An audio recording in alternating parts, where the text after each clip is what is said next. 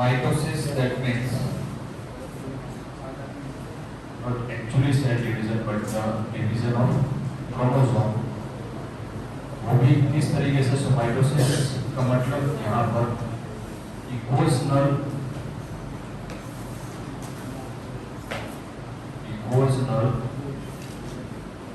Division of chromosomes.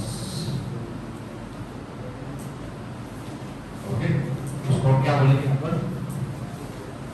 Mitosis.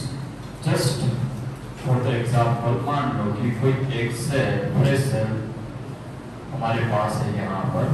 Okay, nucleus, cytoplasm, cell membrane. अब मान लो कि फ्रेश यानी कि जीवन फेज के अंदर जस्ट एंटर होने वाला सेल। ओके, उसके अंदर टोटल कितना डीएनए होगा? 1 मीटर डीएनए। उसके हिसाब से अगर कंडेंशन किया जाए, primary contraction and secondary contraction, तो कितना क्रोमोसोम यहाँ पर हो सकता है? 23 यानी कि 46 क्रोमोसोम। सो 46 क्रोमोसोम यहाँ पर होगा। उसमें से मैं समझने के लिए एक पेड़ यहाँ पर मैं ड्रॉ कर रहा हूँ, तो इस तरीके से दिखेगी। आफ्टर कंप्लीटेशन ऑफ माइटोसिस, अगर माइटोसिस यहाँ पर कंप्लीट होता है तो एक सेल में से 2 सेल आएगा और सभी पर्टिकुलरली सेल के अंदर, उसके न्यूक्लियस के अंदर सेम जो पेरेंट सेल के अंदर था वही दोनों डॉटर सेल के अंदर आएगा। मतलब इसके अंदर भी 1 मीटर डीएनए और इसके अंदर भी कितना जाएगा? 1 मीटर और DNA. Same chromosome 46 chromosome, 46 chromatin and 46 chromosome, और यहाँ पर भी 46 क्रोमेटिन। यहाँ पर क्रोमेटिन कितनी होगी? 46। सी लिख सकता हो, sign. Clear? Okay. Second thing, ये हमारा टारगेट है, माइटोसिस करके 2 नए डॉटर सेल लाना है और इक्वल जितना पेरेंट डीएनए के अंदर होगा उतना ही डीएनए आने वाले 2 नए डॉटर सेल के अंदर होना चाहिए। ये हमारा टारगेट है। इसके लिए क्या करना पड़ेगा? Cell cycle. सेल साइकिल मतलब कि पहले क्या करना पड़ेगा? Interphase, G1 S phase. ये इक्वेशनल डिवीजन के लिए मतलब इसमें 1 मीटर जाएगा तो बाकी का 1 मीटर ये कहां से आ रहा है? कौन से फेज से आ रहा है? कह सकते हो? ये जो पेरेंट डीएनए में 1 ही मीटर था, तो ये 1 मीटर मान लो कि इसके अंदर गया, तो बाकी के दूसरे डॉटर सेल के अंदर बाकी का जो 1 मीटर है वो कहां से आया? कौन से? DNA replication. मतलब कौन सा फेज रिक्वायर्ड यहाँ पर? इंपॉर्टेंट है एस फेज। ओके, जो हमने लास्ट लेक्चर के अंदर कंप्लीटली समझ लिया। उसके बाद एस फेज करेंगे, वो ऊपर से देखेंगे, इंटरफेस पूरा ऊपर से देखेंगे। एक्चुअली में डीएनए इंटरफेस के अंदर कौन से फॉर्म में होता है? क्रोमोसोम या chromatin? Chromatin thread like structure के अंदर। ओके, उसके बाद हम एम फेज स्टार्ट करेंगे। एम फेज जो है मैंने लास्ट लेक्चर में भी एक्सप्लेन किया था। एम फेज के मेन 2 डिवीजन, मेन 2 फेज है। कौन से? द फर्स्ट वन इज, उसका सबसे पहले न्यूक्लियस का डिवीजन होना चाहिए, that is karyokinesis. Cairo that means nucleus, kinesis यानी कि डिवीजन। उसके बाद दूसरा यहाँ पर क्या होगा? साइटोकाइनेसिस, यानी कि साइटोप्लाज्म अगर डिवाइड हो जाएगा तो दोनों सेल ऑटोमेटिकली डिवाइड हो जाएंगे। The main phase is karyokinesis. Karyokinesis के सब फेजेस कौन से थे? Prophase, metaphase, anaphase and telophase. बस उसके बाद साइटोकाइनेसिस, ये हमें देखना है। Okay, so each and every event जो है वो यहाँ पर अच्छी तरीके से ध्यान से सीख लेना। नाउ मेटाफेज यहाँ से स्टार्ट करते हैं। मान लो कोई सेल जो है यहाँ पर जस्ट एंटर हो रहा है सेल साइकिल के अंदर, तो जो चीजें मुझे यहाँ पर इंपॉर्टेंट लग रही है, मतलब जो एनसीईआरटी में दी गई उसी पे हाईलाइट करते हैं। क्लियर? तो nucleus, nuclear membrane, nucleolus and यहाँ पर इस तरह से होगी सेंट्रोसोम। क्लियर? ओके, इंटरफेस का फर्स्ट फेज कौन सा होगा? G1 phase. तो सेल जो है वो G1 फेज के अंदर एंटर हो चुका है, या इंटरफेस के अंदर एंटर हो चुका।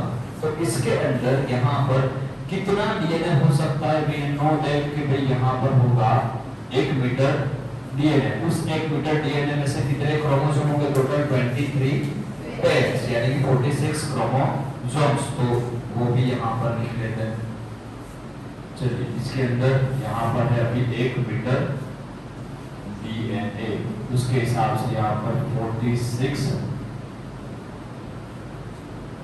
Chromosomes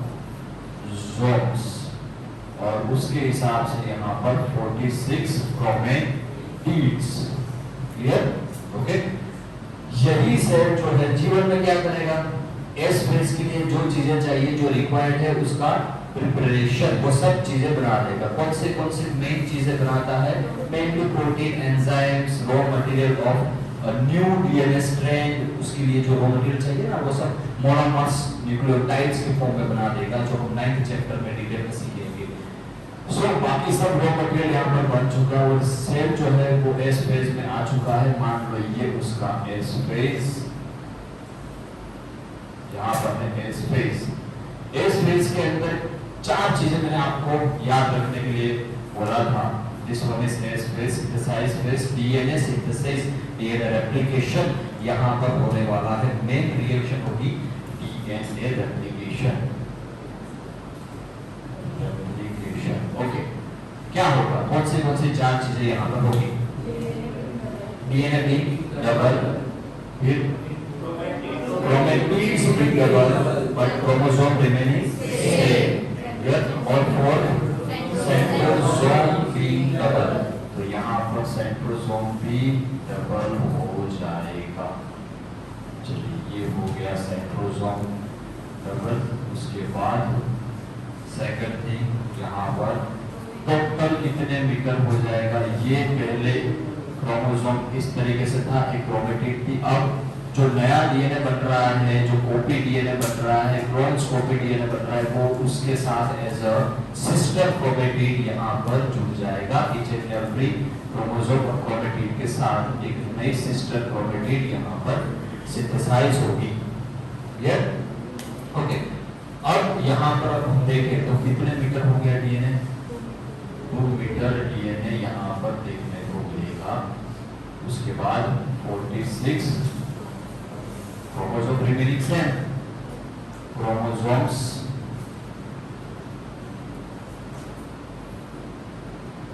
and how many chromatids? 92 chromatids। clear? अगर एक पेयर के हिसाब से मैं सोचूं तो 1 pair of chromosome and 1 pair of chromatids, total 2 chromosome and 2 chromatids, मतलब 2C। और यहाँ पर and how many chromosomes? 2 chromosomes and 4 chromatids। Okay, ऐसा भी क्वेश्चन आ सकता है। उसके बाद ये तो हमने ऑलरेडी सीख लिया है। उसके बाद यहाँ पर कौन सा फेज आएगा? G2 phase. ये आया यहाँ पर G2 phase.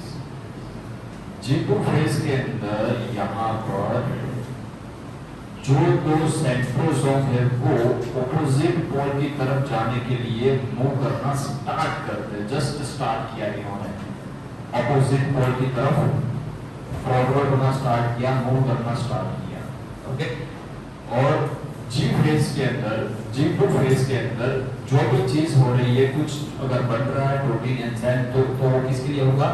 Next main M phase के लिए। एम फेज में जितनी भी इवेंट्स होने वाली है वो सब का प्रिपरेशन G2 फेज के अंदर हो जाएगा, यानी कि पूरा इंटरफेस में हो जाएगा। ओके। और यहाँ पर अगर, क्योंकि हमें पता है कि इंटरफेस में कंप्लीटली क्रोमेटिन के फॉर्म में देखने को मिलता है, तो याद रखना अकॉर्डिंग टू एनसीईआरटी, अगर मैं इस फॉर्म में ले रहा हूँ तो ये क्रोमोसोम जो है यहाँ पर अनपेड दिखाता हूँ, मतलब यहाँ पर हो जाते हैं अनपेड और थ्रेड लाइक स्ट्रक्चर में। तो G2 फेज में एक्चुअल आपको क्या देखने को मिलेगा? क्रोमेटिन फॉर्म एंड यहाँ पर unpaid structure of chromosome. Chromatin thread like structure हो जाएगा पूरा। ओके, डीकंडेंस हो जाएगा, डीकंडेंस। क्लियर? सो यहाँ पर थ्रेड लाइक स्ट्रक्चर यानी क्रोमेटिन फॉर्म देखने को मिल रहा है, और जितने भी क्रोमोसोम तो ऑटोमेटिकली अनपेड हो जाएंगे, क्योंकि वो यहाँ पर थ्रेड लाइक स्ट्रक्चर में कन्वर्ट हो रहा है, तो ऑटोमेटिकली अनपेड हो जाएंगे। सो यहाँ पर हमें जो देखने को मिल रहा है डीएनए का स्ट्रक्चर वो कैसा होगा? क्रोमेटिन एक्चुअली में पूरे इंटरफेस में होता है, लेकिन समझने के लिए हम लोग G2 के अंदर दिखाएंगे। तो ये 3 फेज मिला के यहाँ पर कौन सा फेज कंप्लीट हुआ? सेल साइकिल का फर्स्ट फेज यानी कि interphase. How much duration of this phase? कितना ड्यूरेशन होगा? 95% of total sale cycle time. Clear? अब स्टार्ट होगा एम फेज। प्रिपरेशन कर लिया कंप्लीटली, अब होगा एम फेज। ऐसे एम फेज कौन सा फेज यहाँ पर स्टार्ट करोगे? माइटोसिस। चलिए यहाँ पर अब यहाँ देखना, अब तक तो थोड़ा सा रिवीजन था, अब मेन फेज आएगा, इसलिए कंप्लीटली यहाँ पर ध्यान दे देना। एज एम फेज हम ले रहे हैं यहाँ पर माइटोसिस।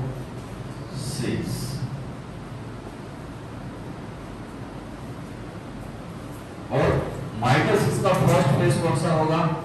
कैरियोकाइनेसिस। कैरियोकाइनेसिस।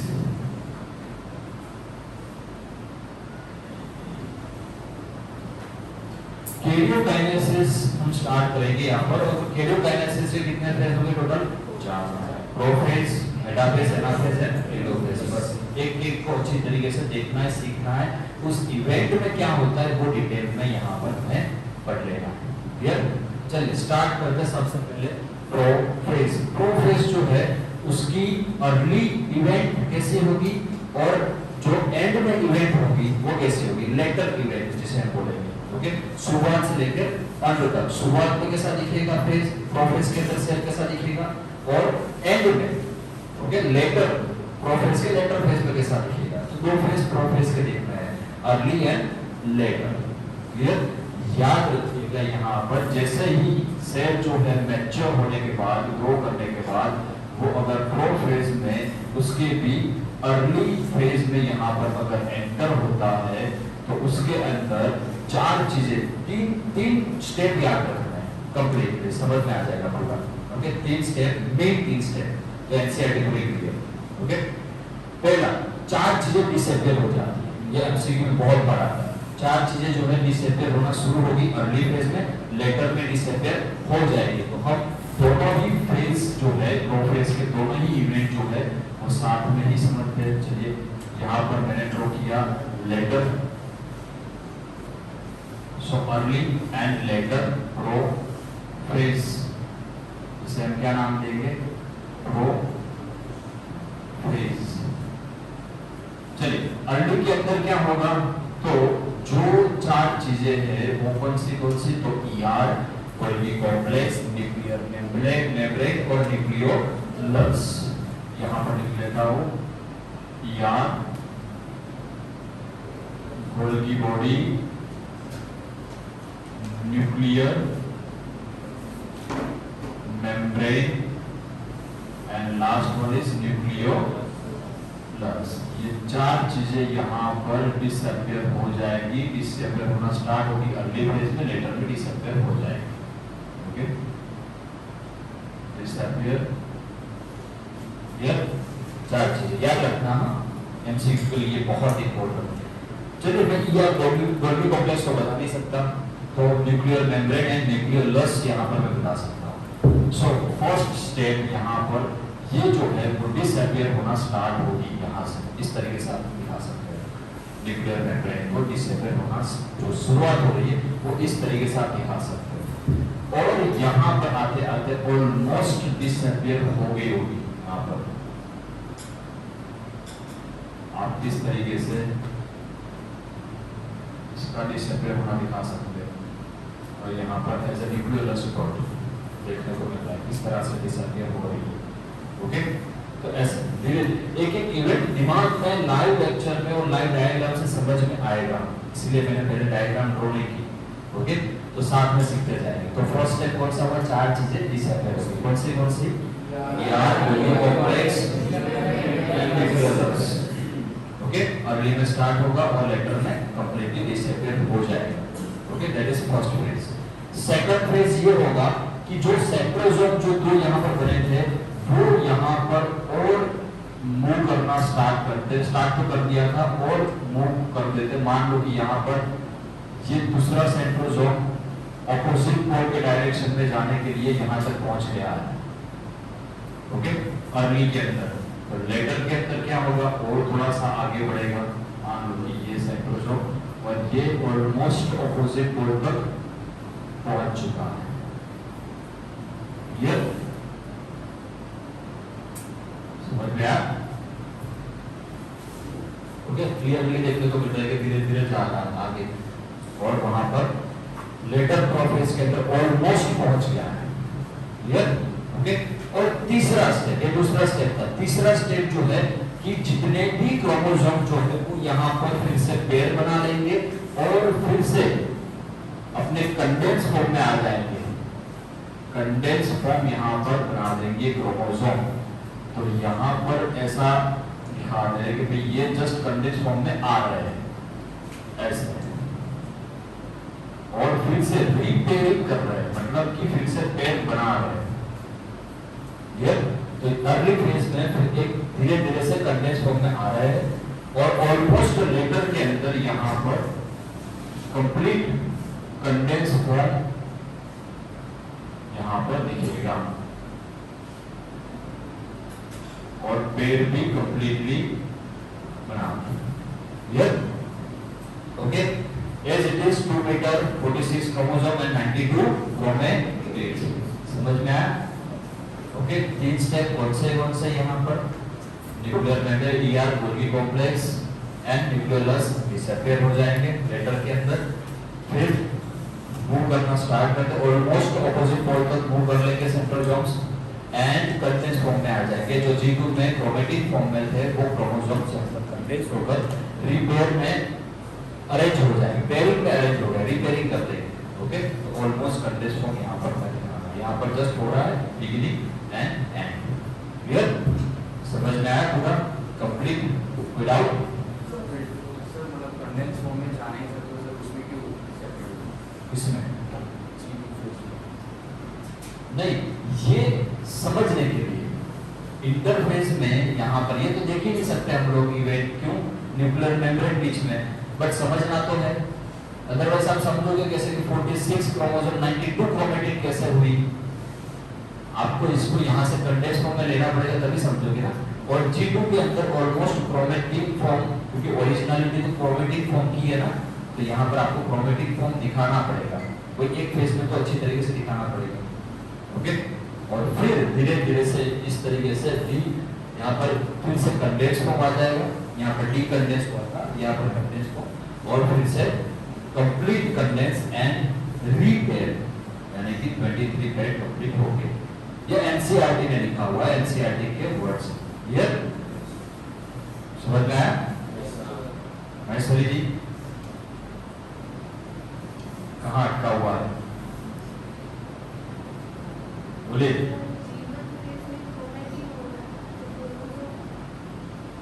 समझने के लिए मैं कल से बोल रहा हूँ ना कि इंटरफेस एक चैप्टर में क्या लिखा हुआ है आप देखिए।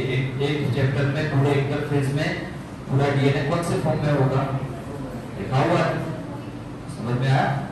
फिर इस चैप्टर में आप पढ़ोगे तो यहाँ पर क्या है, पहले ही कंडेंस, इसने 1 मीटर का कंडेंस लिया, 2 मीटर का कंडेंस लिया। ओके, एक्चुअल क्या है वो कोई नहीं देख सकता, क्यों? क्योंकि न्यूक्लियर मेम्ब्रेन बीच में आ जाएगा। So this all events are of interface that are imaginary form. समझ में आ रहा है? फैक्ट है बट इमेजिनरी। सो इस चैप्टर के अंदर हमें क्या सीखना है कि ये यहाँ पर हमने कंडेंस 1 मीटर का कंडेंस फॉर्म लिया। ओके, हो सकता है कि फ्रेश सेल जस्ट आया तो कंडेंस फॉर्म हो स्टार्टिंग में। ओके, फिर यहाँ पर धीरे धीरे से क्रोमेटिन में कन्वर्ट हो जाए। और हमें क्या सोचना है कि जो नया पहले कोई भी सेल होगा, बट जो नया फ्रेश सेल आया हुआ है वो तो कंडेंस ही होगा ना, क्योंकि यहाँ से एम फेज में से पास आउट हो रहा है। तो जो नया फ्रेश सेल आया होगा उसका क्रोमोसोम कैसा होगा? कंडेंस। ओके, तो वहां से मैंने स्टार्ट किया। ये तो साइकिल है ना, तो आप कहाँ से शुरू करेंगे? पेरेंट सेल से। तो parent cell again previous cycle में से आया हुआ है, just fresh cell daughter cell की तरह। ओके, उसमें से कंडेंस ही होगा 1 मीटर कंडेंस फॉर्म ऐसा, फिर वो धीरे धीरे से क्रोमेटिक में कन्वर्ट हो जाएगा। आ रहा है समझ? ओके, सो हमें याद क्या रखना है यहाँ पर, अगर 1 मीटर का कंडेंस है तो how many chromosomes and how many chromatids कितने होंगे। आफ्टर कंप्लीटेशन एस फेज यहाँ पर फिर से क्रोमेटिड, फिर से रिकंडेंस यहाँ पर हो रहा है, और यहाँ पर शुरुआत, यहाँ पर कंडेंस का एंड। क्लियर? इसलिए मैंने यहाँ पर एक्सप्लेन किया 3 स्टेप, याद रहेंगे प्रोफेज के अंदर। ओके, दूसरा फेज कौन सा आएगा यहाँ पर? मेटाफेज।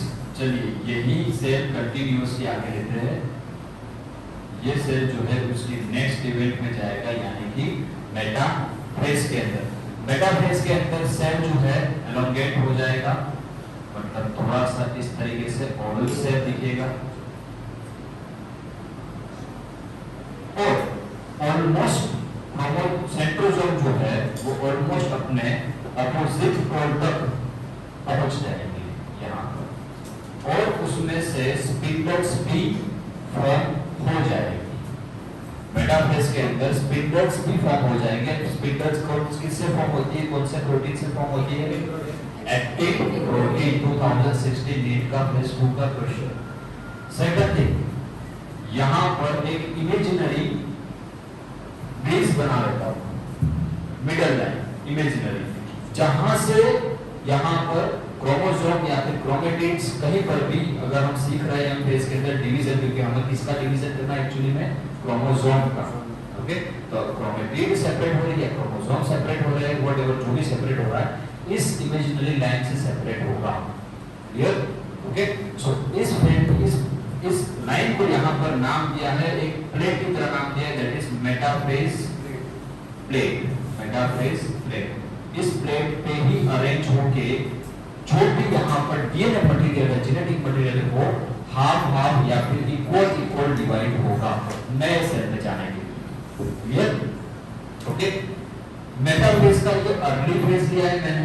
अर्ली फेज के अंदर क्रोमोसोम जो है 23 पेयर यानी कि 46 क्रोमोसोम यहाँ पर इस तरीके से है रैंडमली, क्योंकि न्यूक्लियर मेम्ब्रेन जो है वो यहाँ पर से निकल गया। ओके, सो न्यूक्लियर मेम्ब्रेन निकल जाएगा तो एक पेयर यहाँ होगी, एक पेयर वहाँ होगी। ओके, अरेंजमेंट प्रॉपर नहीं होगा, मेम्ब्रेन बाउंड स्ट्रक्चर नहीं होगा। ओके, सो यहाँ पर पेयर के हिसाब से सभी क्रोमोसोम जो है अलग अलग अरेंज होंगे। ये अब इसको मेटाफेज प्लेट पे लाएगा कौन? मेटाफेज प्लेट पे अरेंज करना पड़ेगा ना, तभी तो डिवीजन होगा। ओके, तो इसमें से स्पिंडल्स निकलते हैं सेंट्रोसोम में से, और वो स्पिंडल्स जो है वो जुड़ते हैं किसके साथ? वो जुड़ते हैं इस क्रोमोसोम के काइनेटोकोर के साथ। याद रखिएगा, काइनेटोकोर के साथ जुड़ेंगे इस तरीके से। ओके, क्योंकि उसको पकड़ना है, फिर उसको मेटाफेज पे अरेंज करना है। तो ये अर्ली मेटाफेज प्लेट है, सॉरी अर्ली मेटाफेज है, क्योंकि मेटाफेज का अर्ली स्टेज, जैसे यहाँ पर लिया ना अर्ली स्टेज या लेटर स्टेज, वैसे यहाँ पर मेटाफेज का ये अर्ली मेटाफेज। क्लियर? हाँ, किस तरह से अटैच होता है यहाँ पर मैं दिखा रहा हूँ। ये एक क्रोमेटिन है, ये उसकी दूसरी सिस्टर क्रोमेटिन, और दोनों ही क्रोमेटिन जो है एक दूसरे से किससे जुड़ी हुई है, किससे पैक है?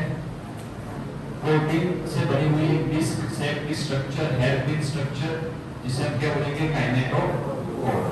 ओके, स्पिंडल्स आएंगे और उस काइनेटोकोर के साथ जुड़ेंगे। याद रखिएगा, इस साल 2020 में जो लिस्ट आते हैं, कॉलम आती है, वो वाले क्वेश्चन के अंदर ये चीज यहाँ पर, मतलब कि किसके साथ स्पिंडल अटैच होते हैं, तो काइनेटोकोर के साथ 2022 के अंदर ही दिखाया गया। नीट के एमसीक्यू के अंदर हमने सोल्व भी किया था शायद। ओके, सो नीट 2022 के अंदर किसके साथ अटैचमेंट स्पिंडल का होता है? So that is kinetochore.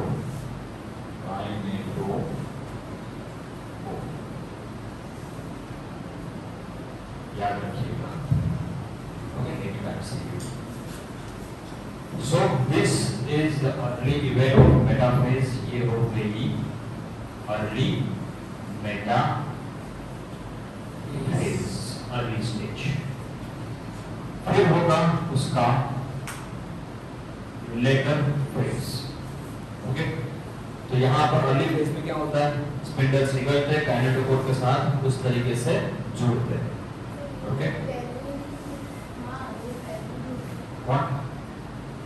हाँ, तो ईच एंड एवरी पेयर के साथ जुड़ेगा, ईच एंड एवरी क्रोमोसोम के साथ जुड़ेगा।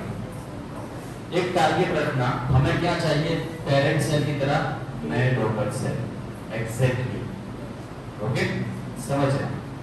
एक जो मैं भी बोल रहा हूँ ध्यान से समझना, क्लियर? इसमें कितने क्रोमेटिड है, ध्यान से अभी पूरा ध्यान लगा के देखना। माइटोसिस किस तरह से माइटोसिस होता है वो मैं आपको बताना चाहूंगा। यहाँ पर कितने क्रोमोसोम है, 46, कितने क्रोमेटिड है, 46। बीच में एस फेज हुआ, एस फेज में कितने क्रोमोसोम थे, 46 एंड 92 क्रोमेटिड। मतलब कि क्रोमेटिड यहाँ पर क्या हुई है, डबल हुई है, तो वही क्रोमेटिड सेपरेट होगी ना। एग्जैक्टली सेपरेशन किसका होने वाला है यहाँ पर, क्रोमेटिड का। So equational division of chromosome but the half division of chromatids. समझ में आया मैं क्या बोल रहा हूँ? मैं उस पर भी आता हूँ, पहले ये समझ में आया। तो यहाँ पर एग्जैक्टली किसका डिवीजन होगा, हाफ क्रोमेटिड्स का। Okay, so each and every chromosome having 2 chromatids and each and every chromatid having to be separate out. Okay, उसको सेपरेट होना ही पड़ेगा। तो स्पिंडल को सभी क्रोमोसोम के साथ जुड़ना पड़ेगा, नॉट इन पेयर, सभी क्रोमोसोम के साथ जुड़ना पड़ेगा। जितने भी क्रोमोसोम है पेयर के अंदर हो या फिर ना हो, सभी क्रोमोसोम 46 क्रोमोसोम को यहाँ पर इस मेटाफेज पे अरेंज करेगा। समझ में आया? समझ में आया? ओके, एक स्पिंडल यहाँ से निकलेगा, एक क्रोमोसोम के इस ऊपर के काइनेटोकोर से जुड़ेगा, एक स्पिंडल नीचे आएगा, एक क्रोमोसोम के नीचे के क्रोमेटिड के साथ जुड़ेगा, मतलब काइनेटोकोर के साथ। ओके, तो यहाँ पे दिमाग में ये नहीं रखना है कि पेयर था अनपेयर था, ऐसा नहीं। मान लो कि पेयर में है क्रोमोसोम, और स्पिंडल तो कहीं से भी आ सकता है और उसके एक क्रोमोसोम के साथ, पेयर में हो या ना हो, एक क्रोमोसोम के साथ उसके काइनेटोकोर से साथ जुड़ जाएगा। उसको पकड़ के उसको सबसे पहले 46 सभी पेयर में हो ना हो 46 सभी क्रोमोसोम को इस मेटाफेज प्लेट पे अरेंज कर देगा लेटर के अंदर। समझ में आया? तो यहाँ पर अगर हम लेटर मेटाफेज ड्रॉ करें तो लेटर मेटाफेज के अंदर as it is from centrosome, और यहाँ पर भी as it is centrosome. Metaphase plate यहाँ पर मेटाफेज प्लेट पे किस तरह से अरेंज हो गए, 46 क्रोमोसोम्स। ओके, तो स्पिंडल्स उनको इस तरह से अटैच करवाएगा कि सभी क्रोमोसोम का सेंट्रोमियर यहाँ पर मेटाफेज प्लेट पे हो, यानी कि हाफ क्रोमेटिड ऊपर और हाफ क्रोमेटिड नीचे। समझ में आया कि नहीं? अब समझ में आया? सभी क्रोमोसोम, क्योंकि हमें किसका हाफ डिवीजन करना है, chromatid not chromosome. Okay, in mitosis ये यहां तक हम सीखे ना, तभी हम लोगों को पता चलेगा, वरना आप वही सॉन्ग गुनगुनाते रहोगे, मन अटक गया है, दिल अटक गया, ऐसे यहाँ तक ठीक है, वहाँ मजा आ रहा है, ऐसे मस्त। यहाँ पर अरिजीत सिंह के वो गाने सुनाई दे रहे हैं जो हमें एड्रेनालिन देते हैं। हाँ, फिर यहाँ पर आते आते अरिजीत सिंह का वही आ जाएगा, मन अटक गया। समझ में आ रहा है? अगर आपके क्रोमेटिड और क्रोमोसोम के कॉन्सेप्ट क्लियर ना हो तो, और मैं उसको इसीलिए अभी से आप लोगों के दिमाग में डाल रहा हूँ कि पूरा 12 जेनेटिक्स इसी के ऊपर, पूरे 10 चैप्टर है छोटा सा, लेकिन पूरा 12 जितना भी एक चैप्टर के अंदर इसी का कॉन्सेप्ट आएगा।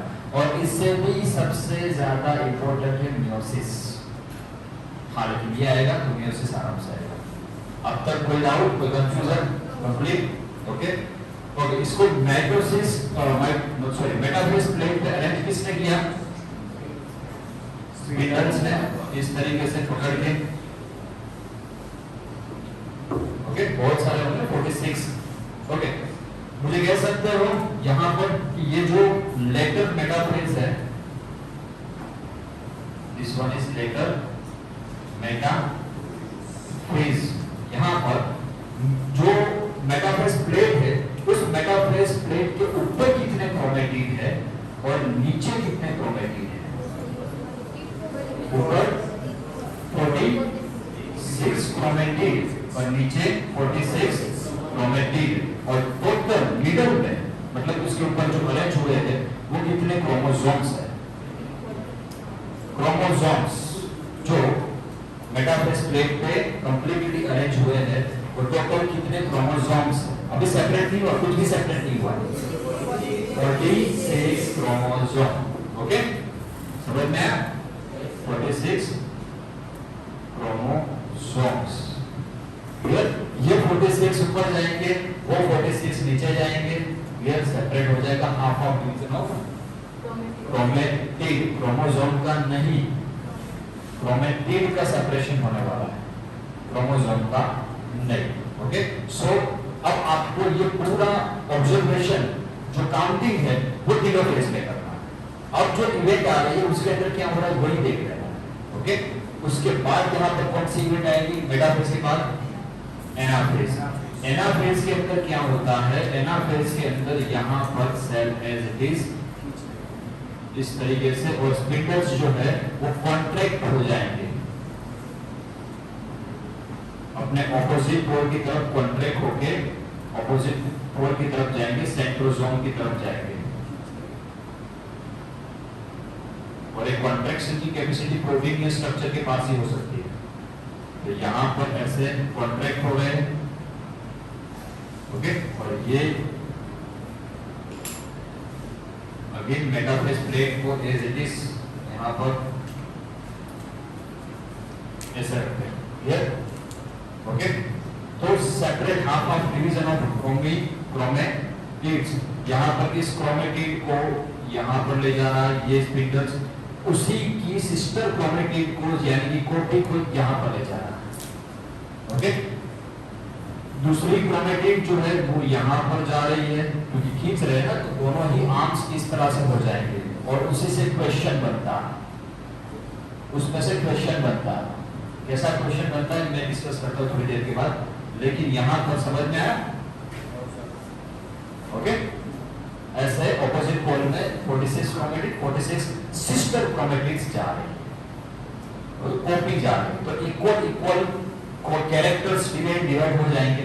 एक कैपिटल टी वहां गया, एक कैपिटल टी नीचे गया, तो इक्वल नए सेल को भी तो हाइट का कैरेक्टर मिलना चाहिए ना, वरना दूसरे सेल को हाइट का कैरेक्टर ऐसा थोड़ी होता है, मतलब ये थोड़ा सा ऐसा टेढ़ा रह गया, ये थोड़ा सा हाइटेड हो गया, ऐसा कुछ होता ही नहीं। ओके, उसका में भी पूरा उसका तो स्पाइनल कोड का प्रॉब्लम, इसका स्पाइनल कोड का प्रॉब्लम, लेकिन फिर भी लोग फिदा कहता नहीं। उसमें से एक ही चीज सीखनी है हम लोगों को, नीट हो, गुडसेट हो या फिर बोर्ड के एग्जाम हो, झुकेगा नहीं इंसान। ओके, ये क्वेश्चन, ये this is the completion of anaphase. Anaphase complete, anaphase यहां पर खत्म। क्वेश्चन ये है कि एनाफेज के अंदर जो सेपरेट हो रही है क्रोमेटिड्स, ओके, अगर वो उस क्रोमेटिड को यहां पर मैं दिखाऊं, मान लो कि यहां पर सेपरेट होने वाली क्रोमेटिड जो है उसका शेप यहां पर एल शेप बन रहा है, उसका शेप यहां पर एल, तो वो कौन सा क्रोमोसोम होगा?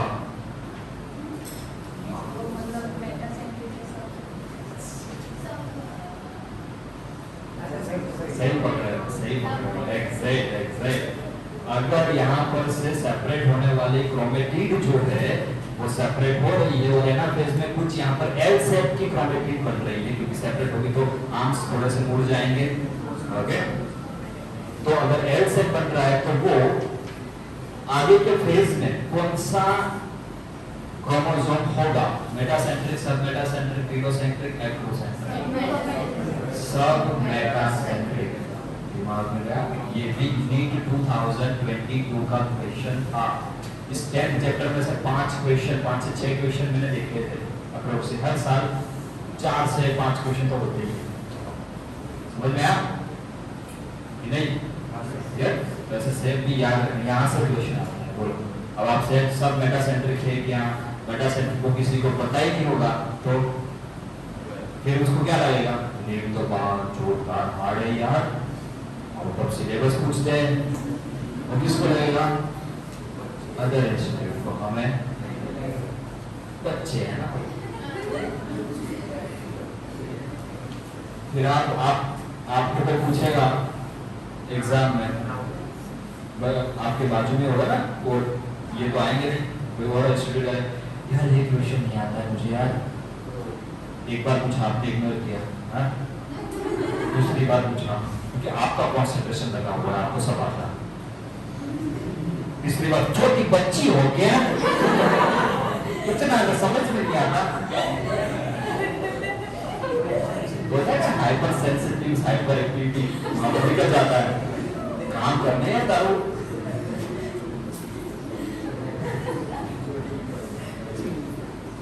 आपके तो टाइम में स्लोप आ जाएगा उस टाइम। छोटी बच्ची हो गया, समझ में नहीं आता, लेकिन हमें समझ में आएगा। और जहां पर लास्ट टीलोफेज के अंदर जहां पर मेटाफेज प्लेट है वहां से एक फेरो क्रिएट होगी, फेरो नॉच। ओके, तो यहां पर गुजराती में खांच, खांच खांच ऐसे क्लियर। नॉच, नॉच में समझ आता है, फेरो में समझ आता है, क्लियर। वो इस पे छोड़ दो गुजराती में।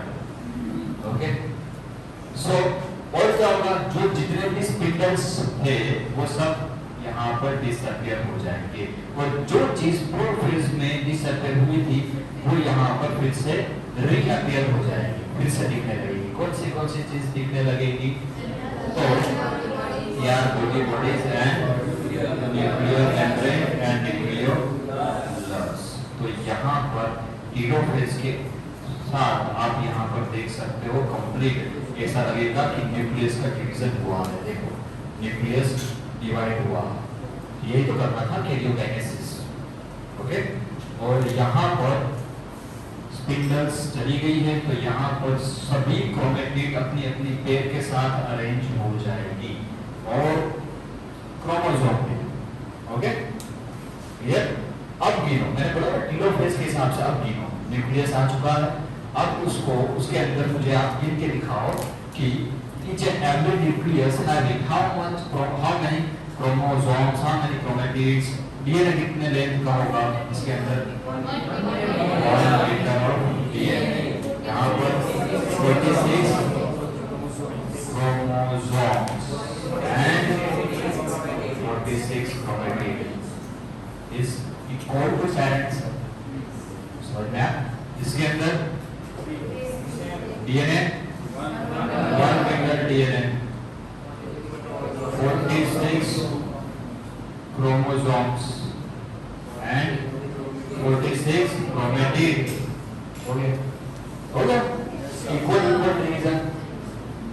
चमत्कार, मैजिक, मैजिक नहीं साइंस, और साइंस ही करेगी। समझ में आया? चलिए, now karyokinesis is complete. Last में क्या होगा यहाँ पर? साइटोकाइनेसिस। साइटोकाइनेसिस हो जाएगा, उसके बाद अपना माइटोसिस कंप्लीट, खत्म, ta-ta bye bye. Cytokinesis, cytokinesis में साइटोकाइनेसिस ये फेरो जो है, जो यहाँ पर हमने क्रिएट की है, वो कंप्लीट हो जाएगी, और वो कंप्लीट होगी तो यहाँ पर दो टोटल सेल आ जाएंगे, एक ये वाला और एक ये, एक टोटल सेल, उसके उसके अंदर जितनी भी चीजें थी न्यूक्लियोलस, न्यूक्लियर मेम्ब्रेन है, यहाँ पर सेंट्रोसोम। अब पता चला सेंट्रोसोम में क्यों डबल होता था, क्योंकि दूसरे सेल को नहीं जाना है माइटोसिस में आगे, तो उसको नहीं चाहिए उनका centrosome. Clear? Okay? And each and every daughter cell having 1 meter of DNA, 46 chromosome and 46 chromatid। और इसको ही हम बोलेंगे यहाँ पर न्यू daughter cells। Clear? हो गया equal division of chromosome, but ये नहीं लिखा है कि half of division of chromatids. Done? Clear? फिर ये दोनों ही सेल जो है वो फिर आगे जाएंगे। अगर आप सर्टेन एज पर पहुंच गए हो, आपका ग्रोथ रेट जो है वो थोड़ा सा कांस्टेंट फेज पे है, तो किस पे चले जाएंगे? जीरो। फिर किसी याद में अगर लगा लेते हो तो उसके आजू बाजू के सेल होते गए, उसके आजू बाजू के सेल फिर क्या हो गए? क्या यार आराम नहीं कर रहे हैं, G0 में से G1 में आ जाएगा, फिर S फेज में, फिर G2, फिर अर्ली मेटाफेज, लेटर मेटाफेज है ना, फिर टेलोफेज है, फिर नए दो सेल, ऐसे करते करते करते उसी के टाइप के नए, उसी के कैरेक्टर वाले नए काफी सारे सेल यहाँ पर जनरेट हो जाएंगे, टिश्यू बन जाएगी, वैसा हो जाएगा। Clear? Okay, mitosis complete. Book में देख लो, एनसीईआरटी ओपन करो, माइटोसिस, हाँ उसका प्रोफेज कंप्लीट, उसका मेटाफेज कंप्लीट, एनाफेज करो, anaphase complete, telophase complete, cytokinesis complete, पूरा माइटोसिस कंप्लीट। अगर साइटो एक और चीज देख लो, साइटोकाइनेसिस में फर्स्ट पैराग्राफ जो है ना, फर्स्ट पैराग्राफ मतलब इन प्लांट सेल के साथ लिखा होगा आफ्टर 4 या 6 लाइंस। इन प्लांट सेल मतलब प्लांट सेल में यहाँ पर कुछ और होता है डिवीजन में, जो लास्ट फेज होता है ना वो अलग होता है, क्योंकि उसके अंदर एक तो सेल वॉल है जिसका भी हमें डिवीजन करना पड़ेगा, और दूसरा भी सेंट्रोसोम है नहीं, तो क्रोमोसोम सेपरेशन कैसे होगा? ओके, तो यहाँ पर कोई डायग्राम नहीं, लेकिन मैं अलग से पूरा प्लांट सेल के अंदर जो डिवीजन होने वाला है वो डायग्रामेटिकली सिखाऊंगा, ओके, ताकि हम लोगों को कुछ यहाँ पर जो एनसीईआरटी में पूछा जाता है सेल प्लेन ये सब कुछ वो हमें समझ में आए। क्लियर? Okay, done? आएगा? कोई कंफ्यूजन?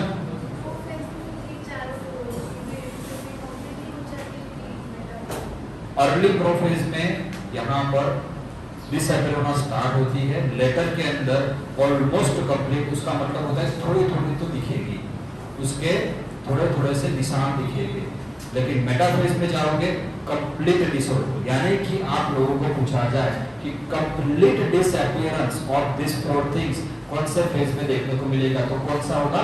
मेटाफेज। और इसीलिए साइंटिस्ट लोगों ने भी यहाँ पर मेटाफेज को ही ऑब्जर्व किया था, और उसी में से क्रोमोसोम को निकाला, क्रोमेटिन को ऑब्जर्व किया, डीएनए को ऑब्जर्व किया। तो कितना मीटर डीएनए दिखेगा मेटाफेज में? 2 मीटर। इसलिए 8 चैप्टर के अंदर 2 मीटर डीएनए लिखा है, वरना 1 मीटर नहीं लिखते। समझ में आया? ओके, यहाँ तक करते हैं नेक्स्ट लेक्चर के अंदर।